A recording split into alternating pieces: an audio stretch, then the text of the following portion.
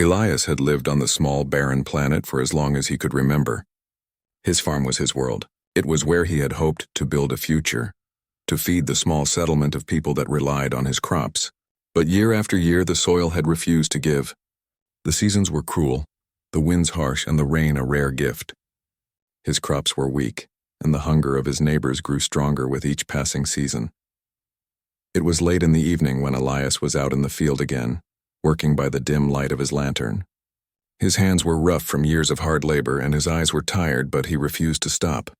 The wind howled through the empty fields, carrying the scent of dust and failure. As he stood pulling stubborn weeds from the cracked earth, he heard something strange. The sound was faint at first, just the rustling of the wind, but then it became clearer. Footsteps. Elias froze. He turned his head sharply, but there was no one there. The night was still, the darkness endless. He was alone. Or so he thought. From the edge of his field, a figure emerged. At first, Elias couldn't tell if the person was human or something else. The figure was tall and cloaked in shadows, standing still as if waiting for something. Elias's heart raced in his chest. There hadn't been visitors in weeks, and the people in the settlement didn't travel this far out at night. As the figure moved closer, Elias could make out more details. It was a woman, but not like any woman he had ever seen. Her skin shimmered, a deep, almost metallic shade that gleamed in the dim light. Her eyes, glowing with a soft, unnatural light, met his gaze without fear. She was dressed in strange, flowing robes that seemed to move with the wind as if they were alive. "Who are you?" Elias asked, his voice rough from years of isolation. The woman took a step forward, her face serene but marked with sorrow. "I am Lyra," she said, her voice soft like the sound of wind through the trees. "I come from a distant land and I have no food for my children. But I have a gift for you, human." Elias narrowed his eyes. A gift? He was cautious, every stranger a potential threat. In the harsh world he lived in, trust was a luxury he couldn't afford. Lyra nodded. "I'll work your soil, human. Just feed my hungry children."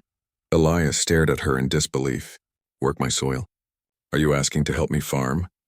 His mind raced, trying to make sense of her strange words. People had come to him for help before, but no one had ever offered to work the land for him. Lyra didn't respond immediately. She just stood there waiting. Her eyes glowed with a quiet intensity, as though she knew something he didn't. Elias could feel the weight of her gaze, but there was no malice in it, only a desperate kind of hope. "Why should I trust you?" he asked, his voice more to himself than to her. "I don't even know what you are." Lyra's gaze softened. "I am not your enemy, Elias. I come from a long line of people who have known hunger, who have known struggle. My people have traveled far and now my children are starving. I only ask for food in return for what I offer." Elias didn't speak for a moment. The wind picked up again, swirling around them both, carrying the scent of the dry earth. He had spent so long fighting alone, so long scraping by with nothing but his will to survive. The thought of someone, anyone, offering help seemed too good to be true. Finally he spoke. "You can work the soil, but I can't promise that it'll be enough. My crops have failed time and again. No one has been able to grow anything here." Lyra's smile was gentle, almost knowing. "I can do what you cannot, human. I have skills from my world, from places you cannot imagine. I can make this land yield as it once did." She stepped closer, extending her hand to him. "Will you let me try?" Elias hesitated. His first instinct was to turn away, to refuse her, but something about her made him stop. He had seen too much loss, too much pain to dismiss her out of hand. He thought of his neighbors, hungry and desperate, and the children who cried themselves to sleep because their families couldn't feed them. What harm could there be in letting her try? With a slow, reluctant nod, he extended his hand. "If you can make it work, I'll give you all the food I can spare. But don't expect me to trust you just yet." Lyra's smile deepened. "That is all I ask, human." And with that, she stepped forward, placing her hands gently on the soil. Elias watched, bewildered, as the ground beneath her fingers seemed to stir, as though something deep inside it responded to her touch. Her hands moved in slow, deliberate motions, and the earth seemed to breathe with each gesture. For the first time in what felt like forever, Elias saw something happen that he had almost forgotten to hope for. The soil began to change. It wasn't much at first, just a slight shift in the texture of the ground, but soon he could see tiny green shoots sprouting from the cracks. The plants were growing faster than they should. their leaves stretching toward the sky with an unnatural speed. Elias stepped back in awe. He had seen nothing like it before. The woman, Lyra, was doing the impossible. "How are you doing this?" he asked, his voice a mix of wonder and confusion. Lyra stood up, dusting her hands off. "It is not magic, human. It is simply knowledge that I have. Knowledge that I can share with you if you wish." Elias was speechless. The woman had done what he had failed to do for years. The barren land was beginning to show signs of life, and for the first time, he felt a spark of hope ignite in his chest. He looked at Lyra, who stood calmly before him, her expression unreadable. "Thank you," he said, his voice a whisper. "You've given me more than I could have asked for." Lyra only nodded, her eyes still glowing softly. "It is not for you, human. It is for my children. They have waited too long." Elias looked around at the blossoming crops, feeling a warmth spread through him. He had always thought that survival was a solitary thing, that it was just him against the world. But now he wasn't so sure. Maybe, just maybe, the world wasn't as harsh as he had believed. But still, there were so many questions. Who was Lyra really? What did she want in exchange for her help? And what would happen if the settlement learned about her?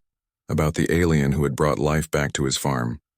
The days passed quickly, and with each one, the crops on Elias's farm grew stronger.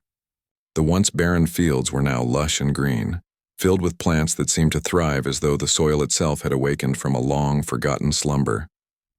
Elias watched in awe as the miracle unfolded before his eyes. But with each new day, questions began to swirl in his mind. Who was Lyra, really? Why had she come here to his small settlement? What did she want in return for her extraordinary gift? Lyra, however, seemed content to keep her distance. She worked tirelessly in the fields, her presence a calming influence on the land itself. Her knowledge of the soil was unlike anything Elias had ever seen. She knew how to coax the earth to life, how to nurture it in a way that no human farmer could understand. Yet she never asked for anything more than the promise of food for her children. Elias had kept his word. Every evening after a long day's work, he would bring food to Lyra and her children. The first few days they were weak, their bodies gaunt and fragile, but soon they began to grow stronger. Their faces filled out, their eyes sparkled with health, and the children, once too weak to play, now laughed and ran through the fields. One evening, as the sun began to set, Elias approached Lyra as she tended to the crops, her hands moving with practiced ease. He had waited long enough to ask her what was on his mind. "Lyra," he began, his voice hesitant, "why did you come to my farm? I've never met anyone like you before. You've helped us more than we could ever thank you for, but I need to know why." Lyra paused in her work and looked up at him. Her glowing eyes softened and she gave a small, knowing smile. "You think I came here by chance, Elias? No. My people have wandered for many lifetimes, searching for a place where we could survive. We are the last of our kind, scattered across the stars, without a home to call our own." Elias listened intently, his curiosity growing. "I don't understand. What does this have to do with me? And why did you help me, a human?" Lyra sighed, her gaze distant. "You are different, Elias. You see, where we come from, we are not like other species. We are bound to the land, tied to it in a way that few can understand. And when I found you, when I saw the struggle you faced, I knew that if I could help you, I could help us all." Elias furrowed his brow. "But you don't owe me anything. Why me? Why this farm?" Lyra's smile faded, and she looked down at her hands as though searching for the right words. "My children are starving, Elias. You saw them when they first arrived. I couldn't bear to watch them suffer any longer. The land here, it was dying just as we were. But when I saw you, I saw something more. I saw a man who refused to give up. A man who fought against the odds, who believed in survival. And I thought, if I could help him, we could both thrive." Elias felt a wave of emotion rush over him. He had never thought of himself as anything special, just a farmer doing his best to make a life. But Lyra's words made him realize something he hadn't fully understood before. His fight had never just been for survival. It had been for something more, something worth fighting for. As the days went on, the settlement began to notice the change. The crops were growing, the food was abundant, and the people who had once barely gotten by now found themselves with more than enough to eat. The settlers couldn't understand what had happened, but they were grateful. Some whispered about the strange woman who had arrived, but no one dared question her. Elias had made it clear that she was to be trusted, but not everyone was so welcoming. News of the sudden prosperity reached the ears of the local warlord, a man named Torak. He was known for his ruthless ways and his control over the surrounding lands. When he heard of the thriving farm and the mysterious woman who had helped Elias, he became suspicious.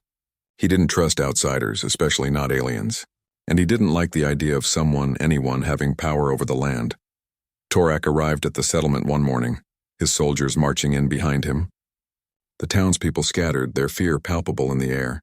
Elias, who had been working in the field, stepped forward, his heart pounding in his chest.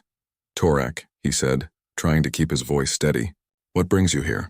The warlord's eyes narrowed as he looked around at the bountiful crops. "I hear there's a new power in these parts," Torak said, his voice grating like the sound of stones grinding together.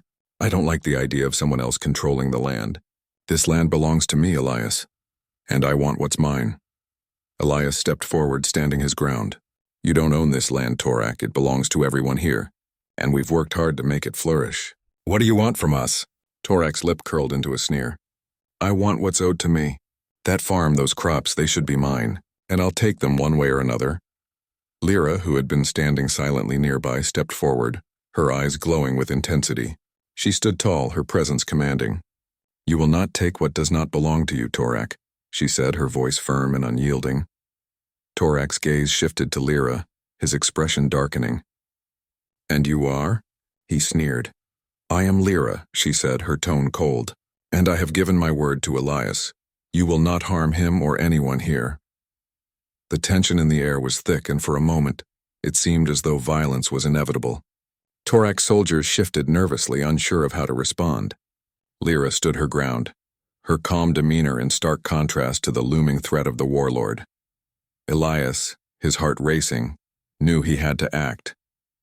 "Torak, leave now. You don't want to do this." For a moment, there was silence. Then, with a look of pure hatred, Torak turned and signaled for his men to leave. "This isn't over, Elias," he growled. "I will be watching you." As Torak and his men retreated, Elias breathed a sigh of relief. He turned to Lyra, his eyes filled with gratitude. "Thank you," he said softly. "You saved us." Lyra nodded, her eyes softening. "I only did what was necessary. You have shown me kindness, Elias. You and your people will not suffer as my people have. I will protect you as long as you are willing to fight for what is right." Elias nodded, understanding now more than ever. They were bound, not just by the land, but by a shared desire to survive, to thrive, and to protect each other. As the days went on, the farm continued to prosper. Elias and Lyra worked together side by side, building something greater than either could have imagined alone. And though the threat of Torak still loomed, Elias knew that with Lyra by his side they would face whatever came their way.